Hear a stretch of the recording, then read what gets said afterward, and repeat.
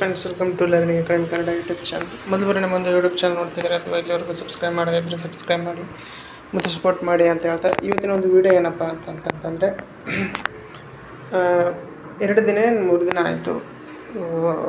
ಏನು ಕರ್ನಾಟಕ ಹೈಕೋರ್ಟಲ್ಲಿ ಒಂದು ನೋಟಿಫಿಕೇಷನ್ ಬಂದಿದೆ. 10th ಲೆವೆಲ್ ಒಂದು ನೋಟಿಫಿಕೇಷನು.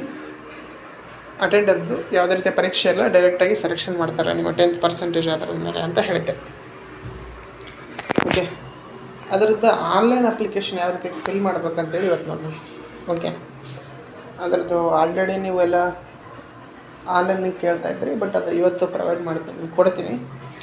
ನಮ್ಮ ಟೆಲಿಗ್ರಾಮ್ ಗ್ರೂಪಲ್ಲಿರುತ್ತೆ, ಹೋಗಿ ನೀವು ಚೆಕ್ ಮಾಡಿದರೆ ಲಿಂಕಲ್ಲಿ ಹಾಕ್ತೀನಿ. ಓಕೆನಾ?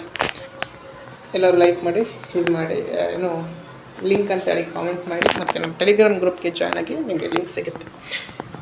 ಇಲ್ಲಿ ಯಾವ ರೀತಿಯಪ್ಪ ಅಂತಂದರೆ ನಾವು ಲಿಂಕ್ ಕ್ಲಿಕ್ ಮಾಡೋಣ ಕೊಟ್ಟಿರ್ತೀನಲ್ಲ, ಆ ಲಿಂಕ್ ನೀವು ಕ್ಲಿಕ್ ಮಾಡಿದರೆ ಈ ರೀತಿ ಓಪನ್ ಆಗುತ್ತೆ. ಇಲ್ಲಿ ಕೆಳಗಡೆ ಹೋಗಿ ರೀಪ್ರಿಂಟ್ ಅಂತಿರುತ್ತಲ್ಲ, ಇಲ್ಲಿ ಕ್ಲಿಕ್ ಮಾಡಬೇಕು. ಓಕೆ, ಇದು ಅಪ್ಲಿಕೇಶನ್ ರೀಪ್ರಿಂಟ್ ಮಾಡೋದು ಆಯಿತು. ಒಂದು ನಿಮಿಷ ನಿಮಗೆ ತೋರಿಸ್ತೀನಿ. ಟೋಟಲಾಗಿ ಇಷ್ಟೆಲ್ಲ ಇಂಟರ್ಫೇಸ್ ಬರುತ್ತೆ ಸ್ನೇಹಿತರೆ. ಓಕೆ, ಇಷ್ಟೆಲ್ಲ ಬಂದಾಗ ಇಲ್ಲಿ ನೀವು ಅಪ್ಲೈ ಮಾಡುವಂಥದ್ದು 85 ಪೋಸ್ಟ್ ಇರುವಂಥ ಗ್ರೂಪ್ ಡಿ. ಇಲ್ಲಿ ಆನ್ಲೈನ್ ಅಪ್ಲಿಕೇಶನ್ ಅಂತ ಏನಿದೆ ಕಾಣ್ತಾ ಇದೆ, ಇದನ್ನು ಕ್ಲಿಕ್ ಮಾಡಬೇಕು.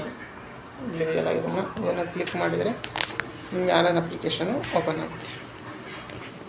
ಓಕೆ ಅಂತೇಳಿ ಮಾಡಿದ ನಂತರ ಇಲ್ಲಿ ನಿಮಗೆ ಒಂದು ಎಕ್ಸೆಪ್ಟ್ ಕೇಳುತ್ತೆ. ಓಕೆ, ಎಲ್ಲ ಅಪ್ಲೈ ಅಂತೇಳಿ ಮಾಡಿ ಎಕ್ಸೆಪ್ಟ್ ಮಾಡಿ ಅಪ್ಲೈ ಅಂತೇಳಿ ಕ್ಲಿಕ್ ಮಾಡಬೇಕು. ಕ್ಲಿಕ್ ಮಾಡಿದ ತಕ್ಷಣ ನಿಮಗೆ ಈ ರೀತಿಯಾಗಿ ಇಂಟರ್ಫೇಸು ಓಪನ್ ಆಗುತ್ತೆ ಸ್ನೇಹಿತರೆ. ಇಲ್ಲಿ ನೀವು ಯಾವುದಕ್ಕೆ ಅಪ್ಲಿಕೇಶನ್ ಹಾಕ್ತಾ ಇದ್ದೀರಾ ಅಂತಂದರೆ ಗ್ರೂಪ್ ಡಿ ಒಂದು ಅಪ್ಲಿಕೇಶನ್ ಹಾಕ್ತಾ ಇದ್ದೀರಾ. ಡೇಟ್ ಇರುತ್ತೆ, ಲಾಸ್ಟ್ ಡೇಟ್ ಬಂದುಬಿಟ್ಟು 21/5/2026. ಇಲ್ಲಿ ನಿಮ್ಮ SLCಯಲ್ಲಿ ಯಾವ ರೀತಿಯಾಗಿದೆಯೋ ನಿಮ್ಮ ಒಂದು ನೇಮ್ ಅದನ್ನು ಫಿಲ್ ಮಾಡಬೇಕು. ಆನಂತರ ನಿಮ್ಮ ಒಂದು ಫಾದರ್ ನೇಮು, ನೆಕ್ಸ್ಟು ನೀವು ನಿಮ್ಮ ಒಂದು ಜೆಂಡರನ್ನು ಮಾಡಬೇಕು. ಆನಂತರ